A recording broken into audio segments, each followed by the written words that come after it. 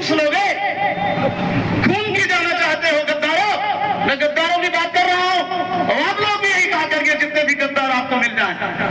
बहुत भरण पोषण पालन हुआ, हम ही कई लोगों को लाने वाले हैं, साले फटे चप्पल पहन करके नवाने वाले, जिनके घर में एक रोटी नहीं थी। रोटी और एक कहानी में बहुत छोटी, समय बहुत कम है क्योंकि सारे लोग आदरणीय राजा भैया को सुनने आए हैं, लेकिन कुछ ऐसी बातें होती हैं जो रात को बताना निदान ही आवश्यक है। ब्लॉक बुलाए बन गए, जब जिला पंचायत अध्यक्ष बन गए तो मेरे पास कुछ यादव बिरादरी के ज्यादातर लोग कंप्लेंट लेकर के आए और सबसे परेशानी इनको हुई। मैं उस समय डिस्ट्रिक्ट कोऑपरेटिव बैंक का चेयरमैन था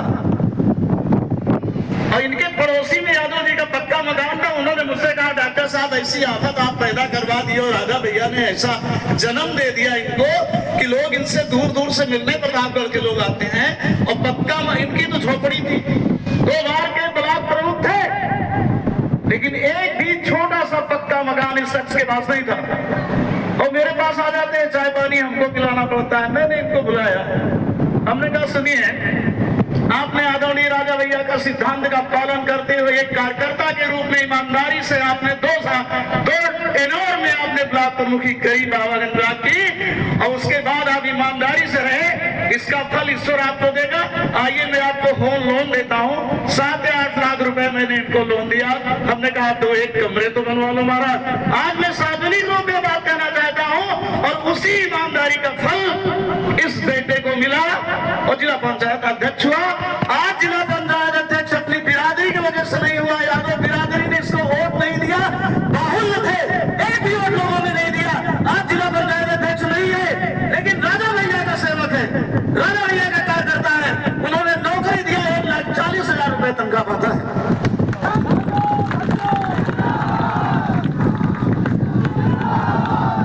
समझदार हो गए हो, होश में आ जाओ, काहे लिए अपनी बर्बादी करने पे तुले हो तुम लोग। आप जनप्रतिनिधि की बात करते हैं, जनप्रतिनिधि का मतलब यह नहीं होता है, अभी होता रहा होगा 93 के पहले ये होता था, यहाँ पे इतने लोग हैं, बच्चे तो कुछ जानते ही नहीं है। विधायक अगर सामने पड़ जाए तो लगता था कि भगवान आ गया, और जबकि कभी आपके यहाँ नहीं आता था। विकास करना अलग बात है, लेकिन हमारी आपकी समस्या क्या है? सिर्फ सड़क से काम चल जाएगा क्या? पुलिस आपको परेशान करती है, गुंडे आपको परेशान करते हैं, दबंग पड़ोसी आपका खेत कब्जा करता है, आपकी बेटी की शादी नहीं होती, आप गरीब हैं, आप परेशान हैं, आपके आगे पीछे कोई नहीं है, आपको बीमारी हो गई, कहाँ जाते हैं आप? है कोई नेता हिंदुस्तान के अंदर? आदरणीय राजा भैया को छोड़ के कोई व्यक्ति है, कोई नेता है इस दुनिया में जो आपकी मदद आपके दरवाजे पे आके करे? आज आपको कोई तकलीफ होती है, आप एप्लीकेशन देते हैं राजा भैया को, तो राजा कहते हैं विनोद विधायक जी आप चले जाइए। खूंटा गिराई की पंचायत विधायक करता है, सुना है आपने कभी? देखा तो नहीं होगा, लेकिन सुना है कभी?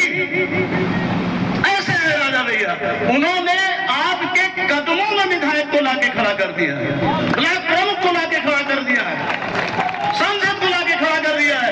क्या ले गया? राजा का खून चूस लोगे, खून की जाना चाहते हो गद्दारों। मैं गद्दारों की बात कर रहा हूं और आप लोग भी यही कहा करके जितने भी गद्दार आपको मिल जाए। बहुत भरण पोषण पालन हुआ, हम ही कई लोगों को लाने वाले हैं, साले फटे चप्पल पहन करके नवाने वाले, जिनके घर में एक रोटी नहीं थी। रोटी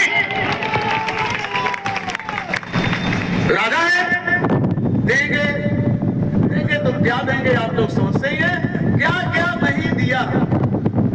लेकिन गद्दार नमक हरामों का कोई वसूल नहीं होता ना।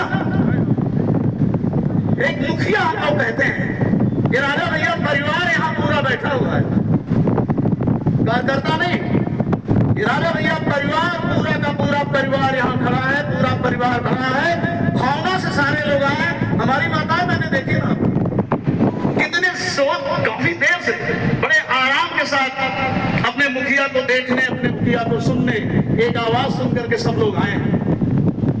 जो भी ब्लॉक प्रमुख है, जो भी पदाधिकारी है, आपकी सेवा में हमेशा लगा रहता है। इंसान है, हम लोगों से गलती भी हो सकती है और होती है, किससे नहीं होती? ईश्वर तो कोई है नहीं कि है? ईश्वर कोई नहीं है। मैं एक और छोटा उदाहरण देना चाहता हूँ।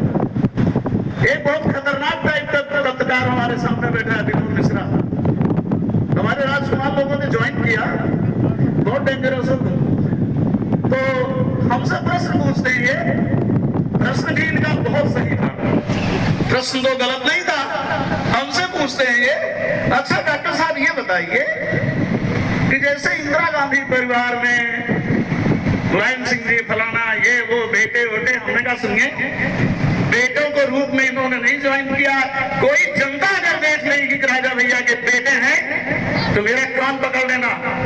कक्षा 1 में इन्होंने एडमिशन लिया है, कक्षा 1 में। उन्होंने वादा किया था ना आपसे कि राजा भैया के बेटे के रूप में नहीं, जनसत्ता दल लोकतांत्रिक पार्टी के कार्यकर्ता के रूप में जनता के बीच में आपको दिखेंगे। और इस बात को मैं चैलेंज किया था, कर रहा हूं, करूंगा भविष्य में।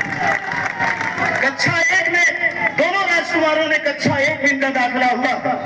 अभी आप देखिए नीचे बैठे हमारे अध्यक्ष जी, आदरणीय अध्यक्ष जी ने कहा, तो राजा भैया ने कहा कि सभी तो बेटे हैं हमारे, सब बेटे हैं, इससे बेटा हमारा बेटा। कक्षा 1 में इनकी परीक्षा होगी, आपके बीच में जाएंगे, आपके बीच में जाएंगे। कक्षा 1 में इनका दाखिला हुआ है, आप लोग इनको पास करते जाएंगे तो सीढ़ी दर सीढ़ी ये चलते चले जाएंगे। परिवारवाद बिल्कुल नहीं हटेगा, क्योंकि सामने कर दिया ना, भी तो हेलीकॉप्टर से लाके बेटा डाल दिया जाता है। जो परीक्षा के लिए समाज में आ गए हैं, ये परीक्षा भी देंगे। कहने के लिए बहुत कुछ है साथियों, लेकिन चूंकि कुंडा है, यहाँ के सभी लोग सब बहुत कुछ जानते हैं। लेकिन मैं सबसे ज्यादा धन्यवाद देना चाहूंगा हमारे सामने जो हमारी माताएं, बहनें और बेटियां बैठी बड़े मनोयोग से आए हैं। आप देखिए, अगर किसी को कैंसर हो जाए, बड़े से बड़े सीनियर हो गए, नौजवानों को साथ है, और हमें ये देखना है कि हमारे बेटे जो सामने खड़े हैं, हम लोगों ने ध्यान देने, आपकी उम्र में, आपसे कम थोड़ी ज्यादा रही होगी, कम रही होगी, आपकी उम्र में हम लोगों ने रिकॉर्ड बनाए हैं प्रदेश में, बनाए ना। लेकिन आज नौजवानों को हमें देख, स्नो क्रीम पाउडर लगा के, मोबाइल हाथ लगा के, जिंदाबाद मुर्दाबाद ये सभी करते रहते हैं। ऐसे बहुत से लोग हमने देखे, फेसबुक और व्हाट्सएप, फेसबुकिया हो गया, ये सब नहीं। हम लोगों ने जो कारनामा कर दिया, बेटा तो वही है जो बाप से 2 कदम आगे निकल जाए। चैलेंज आप लोगों के सामने, चुनौती बच्चों को मैं देना चाहता हूं, एक सीनियर होने के नाते, कि हम लोगों ने 6 बार रिकॉर्ड उत्तर प्रदेश का बनाया, बढ़ाते हुए साथी भाई बैठे हैं, सब लोग मिलकर के, सारे बुजुर्ग लोग इतने हैं। अब मुझे आने वाले दिनों में ये देखना है कि हमारे नौजवान सिर्फ स्नो क्रीम पाउडर वाले हैं, फेसबुक है, कि हमारे रिकॉर्ड को तोड़ते हैं। गौर से सुनिएगा मेरी बात, नेटवर्क बहुत लंबा है, एक बात की जानकारी रखते हैं, इसको नोट कर लीजिएगा। सबके सामने चुनौती है, सब लोग राजा भैया को अपना आदर्श मानते हैं, उनको अपना भगवान मानते हैं, उनको अपना मुखिया मानते हैं, राजा भैया सबको अपना बेटा मानते हैं। तो परिवार के समस्त बेटों का यह दायित्व हो जाता है कि अपना आचरण से, अपने व्यवहार से कभी किसी को कोई तकलीफ न दें, सभी लोगों का सम्मान करें, और कम से कम सारी चीजें आप सीख लीजिए। राजा भैया की तरह जूता पहन लो, उस तरह के कपड़े पहन लो, उस स्टाइल में चल लो, लेकिन व्यवहार भी राजा भैया का सीखो, उसका अनुकरण करो। और ये रोड चौड़ीकरण हो गया, इसके पहले भी बना था, याद है, गोपाल भैया ने इसका किया था शिलान्यास। हमारे राजीव जी चटर्जी साहब, हिरमल जी और बैठे हैं, ये सामने इमरान किया जाए तो राजा भैया कभी समझौता नहीं किए। अगर कोई मुसीबत, कोई दुख किसी को अगर किसी भी तरह की पड़ जाए, कोई आपदा आ जाए, उसमें समझौता नहीं करते। असली परिवार, हम तो कहते हैं कि राजा भैया परिवारवादी हैं, लेकिन कैसे? विश्व के सबसे बड़े परिवार के मुखिया हैं, इस परिवार के परिवारवादी, इसके लिए काम करते।